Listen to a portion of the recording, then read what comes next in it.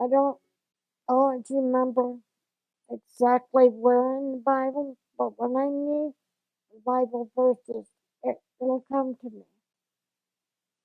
Like reference that I will never leave you nor forsake you. So it's giving me comfort knowing that I don't have to go through things alone. That God is always there for me. I didn't always know that, but I grew through trials. I come to believe that. What were your earlier days in the faith like? Did you grow up in the church? And what was your teen life like? Yeah, I did grow up in the church. My parents, when I was very young, didn't attend church. My mother was a believer, and so was my father. My father didn't attend church because he was always not felt welcome. He was always felt judged. You felt like people were judging him. Very negative experiences. My father showed God's love through him, the way he acted, and he always would do anything for anybody to help them out. My mother always told me, "You're just like your dad." And I say, "Thank you." So you were pretty close to him then, huh? I was very close to my dad. And so were you married? Yes, I have been married twice.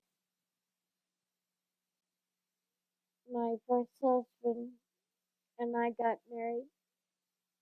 We got together. My met when I was a senior in high school. He was in the service, and I was completing high school.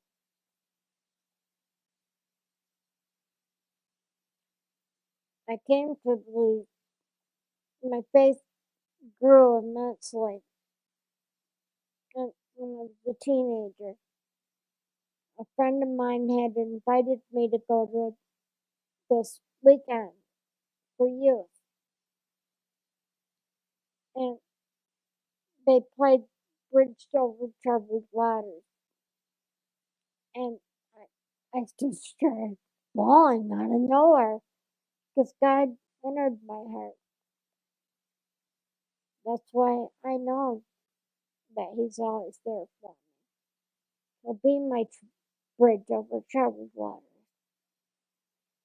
So it's still my favorite song.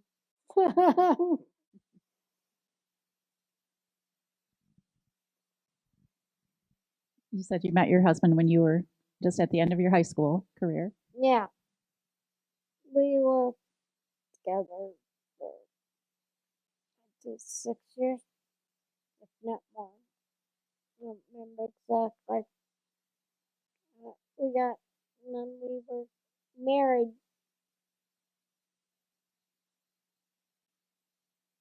Maybe, I'm not sure, maybe 3, 4 years. He left me because I was told I'd never have children. And I told him I was expected. They were in the divorce proceedings that hadn't been finalized, but he just didn't want anything to do with me or the child. I've never spoke illy to my son. I never downgraded him. You know, I wanted to have him to have an open relationship with his father. His father just chose not to. he had an example what a father should be. My dad tried until my dad passed away. So Ed knew, sort of, but that's also why I would seek relationships because I wanted Ed to have a father image. But I didn't know I was looking in the wrong places. So you were very close to your father and wanted him to have the same. And also, Yeah. you were looking for someone who would be the same kind of man that you had grown up with. Yeah. That's I guess they don't exist. I haven't met him yet. So you said you were divorced, Yes. and then you raised Ed by yourself. Yes, I did raise my child by myself. I went while he was growing up. I went back to college. I was going to school full time. I worked. I went as a teacher aide at the college I was going to. They had a all day program for kids for their employees, so I could take my son to school. That I believe. My parents and my mother-in-law would take Ed when he was a baby every other weekend. So that left me with a lot of free time, and that was a relief. Okay, any young mother knows you need a break.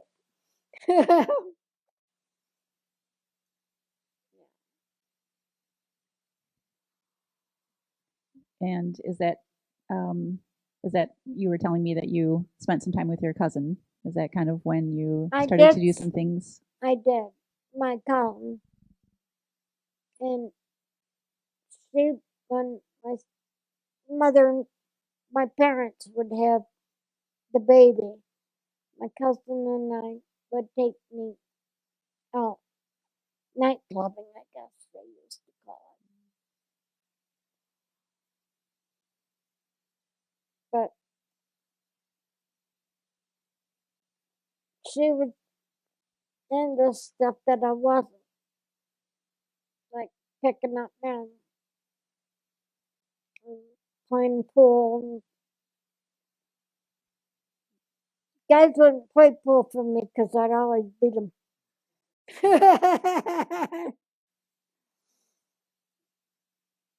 So you were just kind of being a young adult, had your child, but also trying to kind of sort out your own life as well, Right. going to school. Right. And how do you think, how did you feel about God when you were in that part of your life in those years? I felt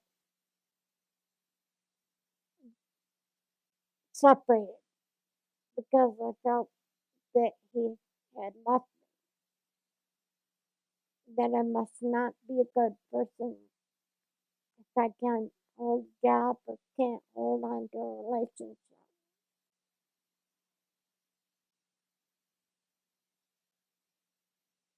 That I didn't know then that was God prodding me and showing me through the hard times that He's always there. You're never alone. Of course, we all like to do things our way. Yeah, now I'm all different. Did you find other relationships, did you remarry or? I did remarry, but I had dated quite a bit in the meantime, but it was always ended up the same. They were drinkers, and they'd end up being abusive or leaving me for one reason or another.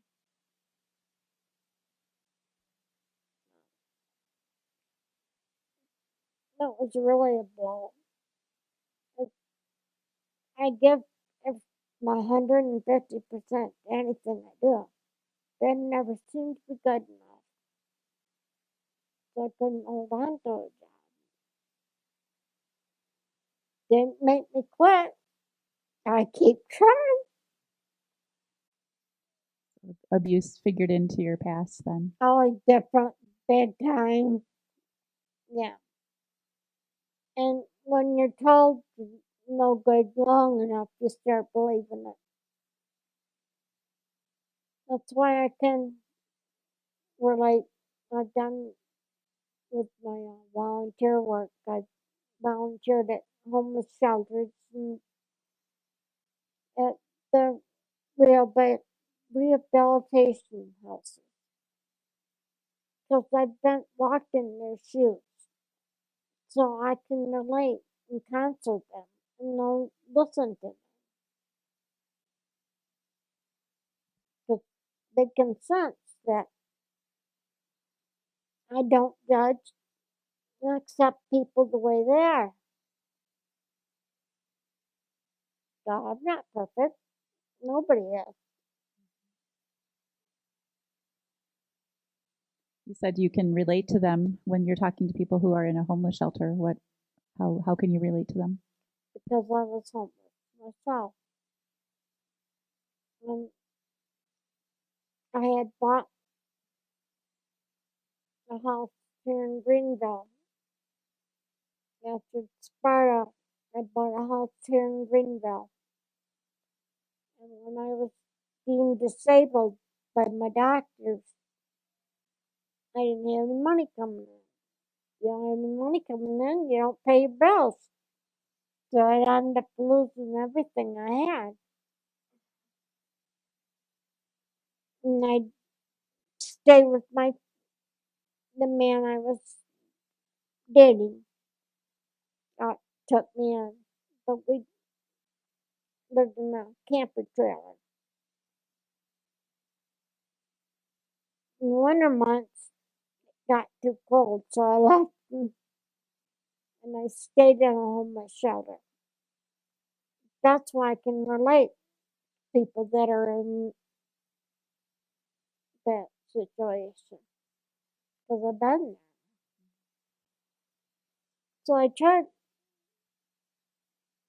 They'll ask me how did you get through that, and I'll tell them it's my faith. My faith is very strong, and it's because I have been through the trial, and that's what got me through it.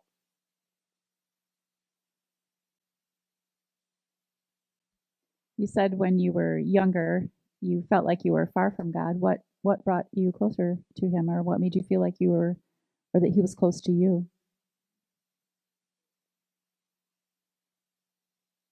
Well, I've known in the back of my head that God is there for me, just because I've been told so long that I wasn't any good. But I doubted myself. It was after I was homeless that made my faith grow because I leaned on God's promises that I'll never forsake you, leave you, nor forsake you. And I never did go without anything. I always had a roof over my head, food to eat, and clothes on my back. I didn't have a permanent residence, but I always had the basic essentials that God promises that got me through that, and it made it grow. How were things? How was the relationship with your son through It through was, all of these different it, times? it was still strange. It hasn't been until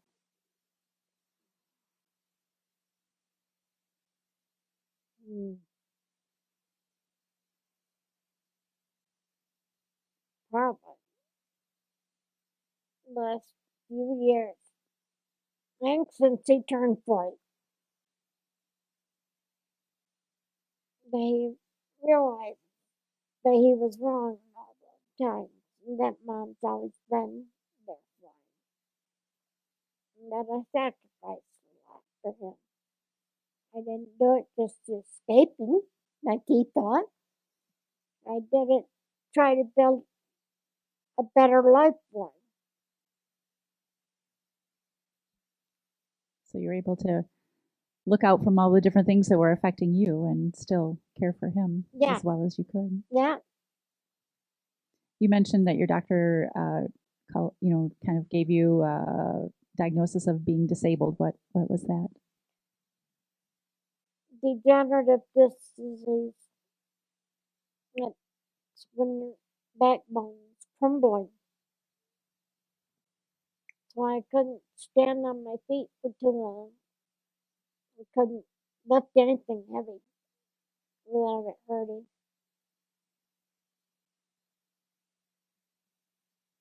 But it hasn't kept me back because I've learned to adjust around it.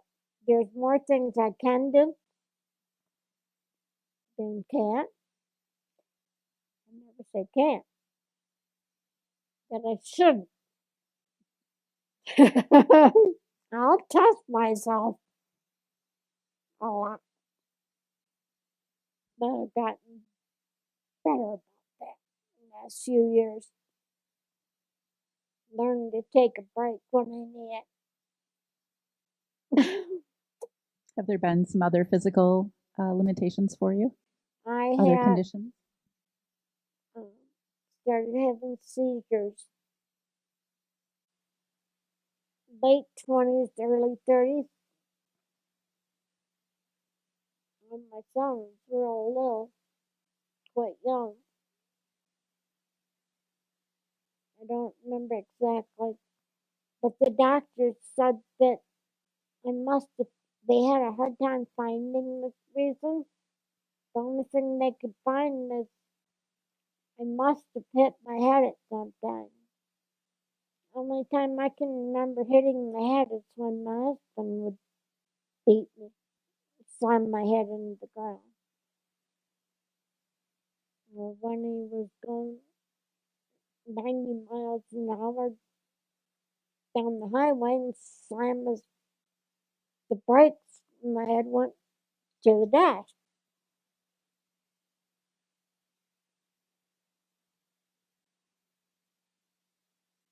They ended up, it took a long time, but they've got him under control. They've had to try different medications. I got immune to one, so they've started me on another one. And I found that works for me with the doctor's permission. And I've been seizure free for quite a few years now. That works. Have there been other conditions that you have had to also deal with?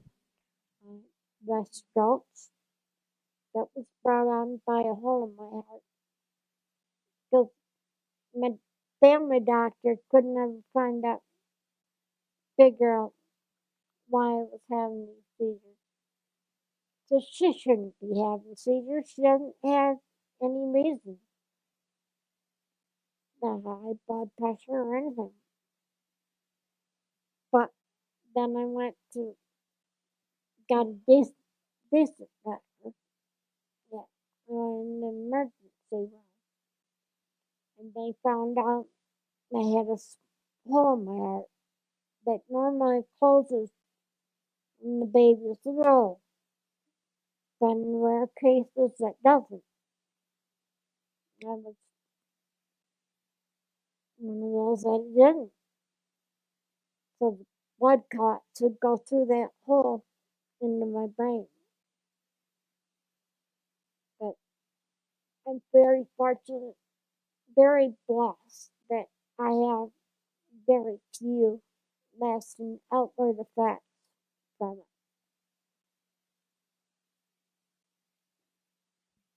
am very blessed. That came with some work, I would imagine. With a lot of work. Yeah, because my whole left side was paralyzed, and my speech was garbage. But because I'm a hard worker, and stubborn as all get out, you ain't gonna keep me down for very long. I might get a bump in the road now and then, but it's not gonna keep me down.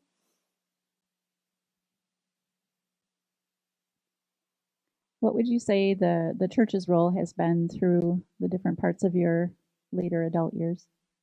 Oh, tremendous part. You know, wherever my son and I lived, we lived all around this church. But my Uncle John would tell me about First Church of God.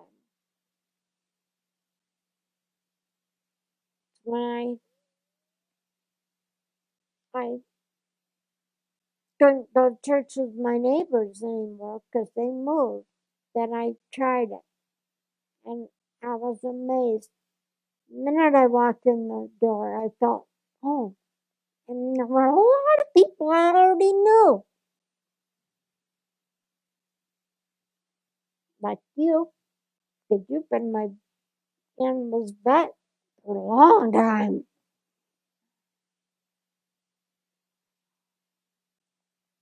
Quite a few other people. When did you start coming to this particular church then? I don't remember how old I was. Probably at least a good 25 years that you've been part of this congregation. If not more. Yeah. So, Yeah, 20 years. Because mhm. that's when James was born. 20 years. And he's 20. So it keeps straight. So I've been here 20 years. Who is James? James is my second oldest grandchild. Out of how many do you have? 6. 3 boys, 3 girls. And I've always been blessed that my grandchildren live close by here. So I have a very open relationship with them. Their mothers and I have always had a good relationship where they bring the kids to me whenever I want. And the kids will ask me, "Can I come over, Grandma? What you doing?" I said, "You're always welcome here." Because the older ones, if I had plans, I'd just bring them with me. And they've come and gone out of the church here too. Yeah. You've been bringing them here. So, kind of carrying on that legacy that you had of your parents had their faith. Yeah. They brought you, Mm-hmm. and you've been part of that legacy of faith to your grandchildren, Yeah. your son and your grandchildren as well. Because it was important to me, and I wanted to pass that on to them. Because they have gone through some hard times too. But I didn't want to devastate them. As long as they have their faith in their Lord, that they can get through anything. My 2 oldest, Ethan and James, tell me that's what gets them through the hard times is what I've instilled in them. Because when they were very young, I'd had them every other weekend. That's why a lot of people in this church know of my older grandchildren. I have another grandchild, 16 or 17. 17. Yeah. People don't know. He lives just over in Balding, but I don't get him as often. We talk with regular on the phone through Facebook. The 2 youngest I don't see as much because their mother is different. I don't have as close a relationship as I do my older ones. Earlier you said that you had always kind of looked for relationships because you never felt like you were quite good enough. Yeah. How would you say that has changed, and how do you think God factored into that?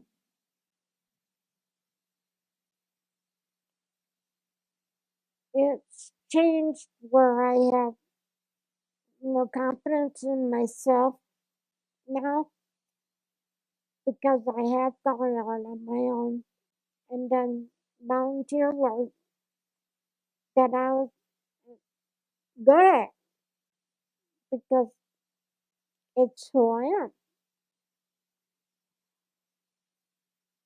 Because I've been now presently cleaning the 3-story apartment building that I live at. But people that staff that are there gone out of their way to make sure I'm not going anywhere. They want to keep me there. Has God put different people in your life to kind of prove that to you, if you will, that you do have worth? No, my church family. Yeah, because they always back me up. And they verbally tell me, like I'm a gardener.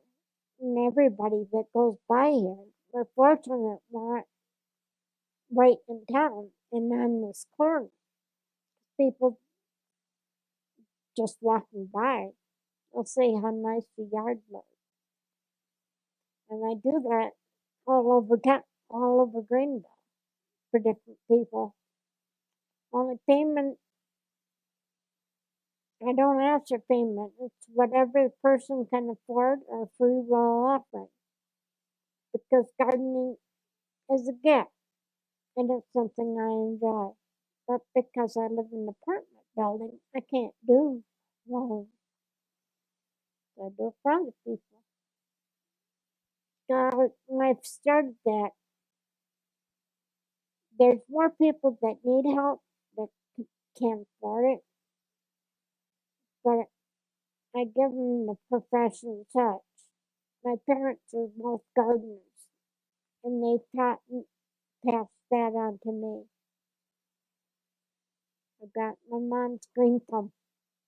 I What are some things that you either would wish for your future or that you think God is leading you to in the future? want to be closer, even closer to him. They have people do see him through me, so I must be doing something right. Because anybody that knows me knows that I'm a Christian. I'm a believer, and I should openly share my faith testimony so they know that I'm honest. That comes from the heart. So important. Yeah. Having the honest faith. Yeah. It's not a show. It's the Yeah. real thing. Mm-hmm. Like you said before, you have that experience to say that this can work. Yeah. You've seen it, you've lived it. Mm-hmm. For God, some people that don't have the faith, they ask, why does God allow good people to go through the hard times? He doesn't allow it, but when we do, he helps get us through them. He shows the way. So he never leaves us. We might leave him, but he'll never leave us. And when we're ready to come back, Open arms. thank you for sharing that. It's hard testimony to say. Yeah. But so important.